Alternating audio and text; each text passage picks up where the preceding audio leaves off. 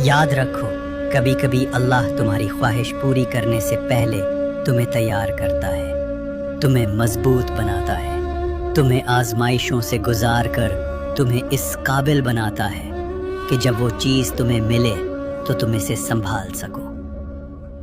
अगर तुम्हारी दुआ कबूल नहीं हो रही तो मायूस मत हो सकता है कि अल्लाह तुम्हें किसी बड़ी कामयाबी के लिए तैयार कर रहा हो सकता है कि वो तुम्हें कुछ ऐसा देना चाहता हो जो तुम्हारी सोच से भी ज़्यादा कीमती हो। बस तुम्हें अपना यकीन पुख्ता रखना है, अपनी दुआओं को जारी रखना है, अल्लाह के फैसलों पर भरोसा रखना है, क्योंकि जब तुम्हारा दिल किसी चीज़ पर बार बार ज़द करता है तो ये यूं ही नहीं होता।